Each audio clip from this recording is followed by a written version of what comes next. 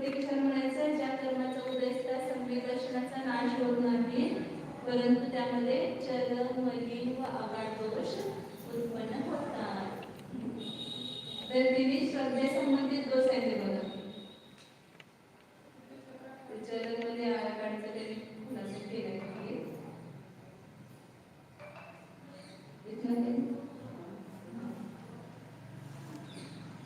वाचत आहे खाली चल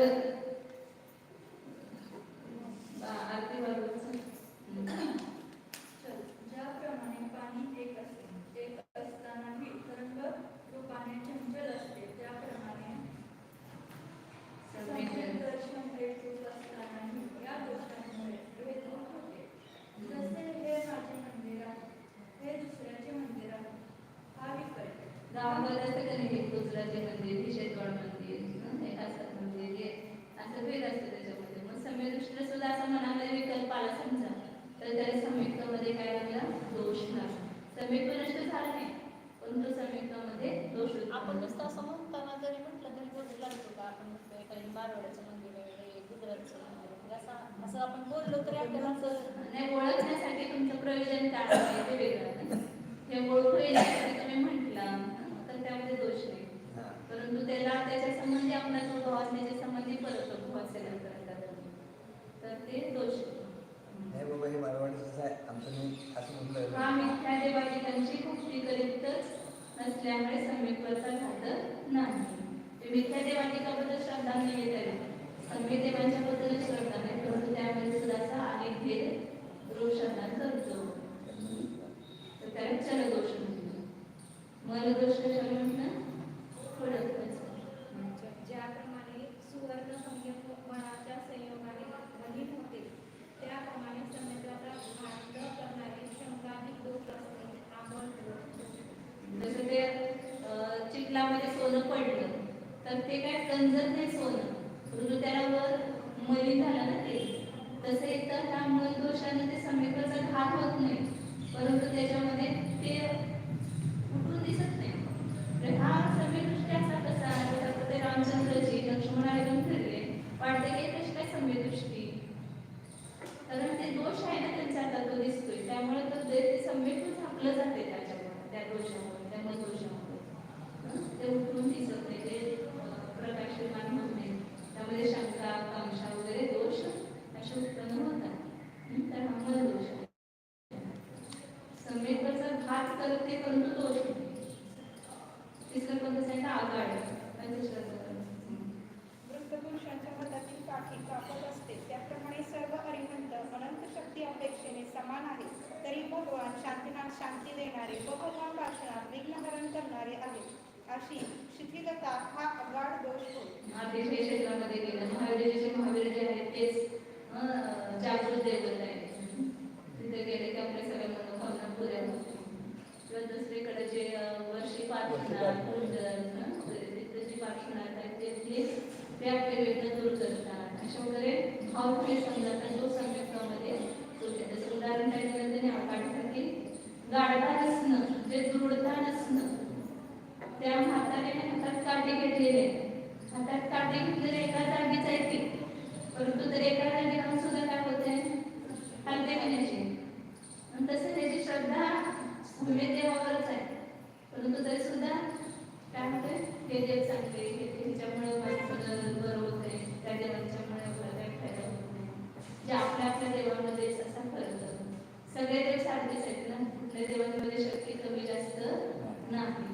ते काय असं म्हणतात, तिथं जे पेंटर वगैरे असतात ना, ते तिथं अतिशय दाखवत असतात. तिथे त्या मंदिरात वगैरे पेंटर असतात आणि त्यांना मग त्यांच्याबद्दल पूर्वभावामध्ये श्रद्धा जास्त असते की त्या देवाचं जास्त प्रभाव न करण्यासाठी असे काय काय अतिशय करत असतात. आपल्याला वाटतं की हे देव जास्त करतात, इकडच्या देवांमध्ये त्या एकदम शक्ती नाही, परंतु सगळेच साधू. तर सम्यक गोष्टीची श्रद्धा कशी पाहिजे, चरमला अग्रदोषानं घेत पाहिजे. परंतु कधी कधी सम्यक प्रकृतीचा ह्या उदय असतो, त्याला तीव्र उदय असेल तर ते जास्त दोष दिसतात, कधी मंद उदय असेल तर ते दोष दिसत नाही. दर्शन होणे रूपाने, आता मग सांगितलं होतं तुम्हाला, दर्शन होणे रूपाने बंद होत सहसा बंद होत नसतो. सम्यक्त्व परिणामांच्या निमित्ताने सत्तेमधील मिथ्यात्व कर्माचे 3 भाग असतात. काही निषेध सम्यक्वादी तत्वरूप स्वरूप आपले निषेध म्हणजे कर्म घ्यायचे. निषेध म्हणजे कर्म म्हणायचं. एका समयात उद्या येतात ना कर्म त्याला निषेध म्हणतात. तर काही निषेध सम्यक मिथ्यात्व परिणामतात, त्यातील काही सम्यक परिणामतात. मग अशी सांगितलं तुम्हाला. इथं समजा 1000 आहे, मग त्यातले 200 सम्यक मिथ्यात्व झाले, 50 सम्यक झाले, तर त्यातले 250 कमी झाले, 750 मिथ्यात्व राहिले. बहुभाग मिथ्यात्व राहतात, एक भाग सम्यक मिथ्यात्व राहतात आणि त्याचा पण एक भाग सम्यक होतात. तर हे कधी होतं मी सांगितलं? कुणाला होतंय? ते तिन्ही जो सम्यक्त्वाचा भाग करणारा नाही त्या मर्यादेपर्यंत त्याचा दोष नाही, हे कधी होतं मी सांगितलं? 3 तुकडे सम्यक्त्व प्राप्त झाल्यानंतर सम्यक दर्शन ज्या जीवाला झालं की त्याला एका मिथ्यात्वच होतं पूर्वी, त्याचे शक्ती कमी होऊन हे 3 विभाग होतात. सम्यक मिथ्यात्व, सम्यक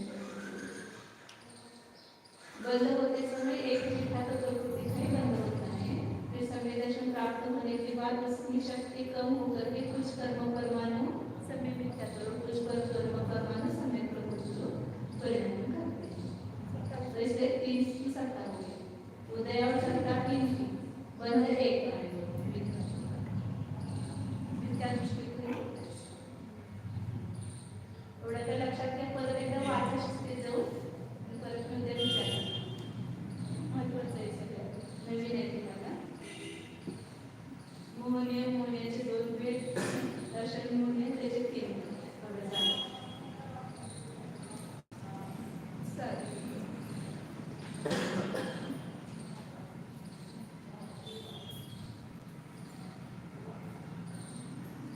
आचार्य श्री नमस्ते नमस्ते नमस्ते.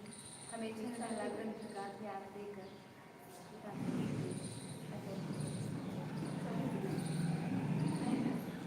चालू